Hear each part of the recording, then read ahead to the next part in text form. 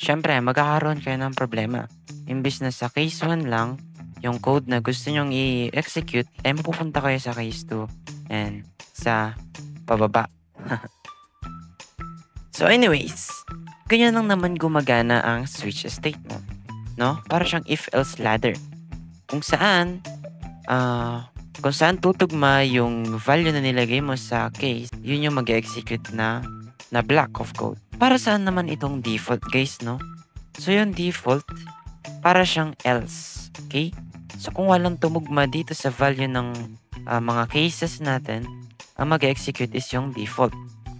Okay? For example, kunwari 0 tong value ng ating number. Ibig sabihin, yung case 1 natin ay hindi tutugma kasi 1 siya and 0 yung number.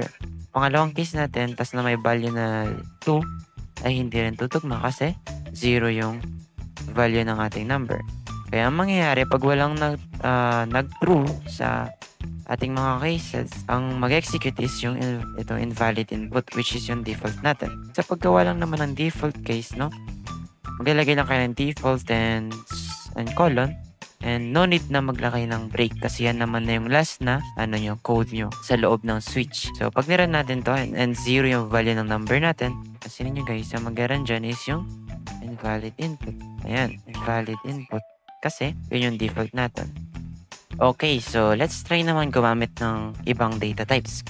So nagamit na natin tong integer. So kagaya nga ng sabi ko, ang switch statement is nag-accept siya ng mga integer, character, enum, strings, bytes, long, and marami pa. Okay? So, research nyo na lang yun kung ano yung mga data types na hindi ina-accept ng switch statement.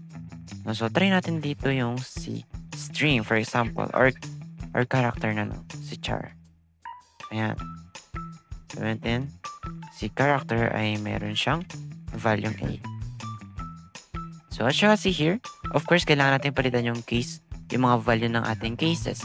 Kasi pag niran natin to, walang tutugma kasi mga number itong value ng ating case, samantalang character yung ating pinagbabasehan.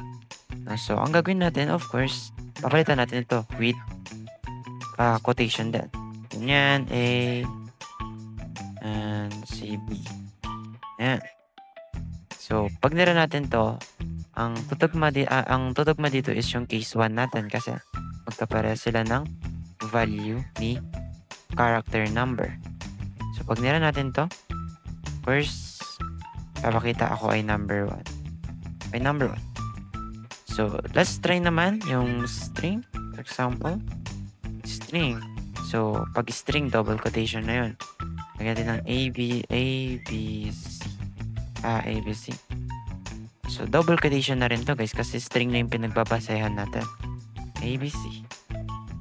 Ito naman, ABCD. So, pag nira natin to guys, napansin nyo, mag-run ulit dito si ako ay number 1. Kasi siya ulit yung tumugma. Yung unang case natin yung tumugma.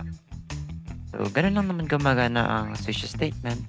No? So, pwede kayong mag-experiment and gumawa ng maraming mga activity about dito sa switch. No? And malaking tulong ang switch statement. No? For example, pag gumagawa ka ng system or ng mga simple activity and you need a conditional statement, switch statement is maganda. So, yun lamang guys.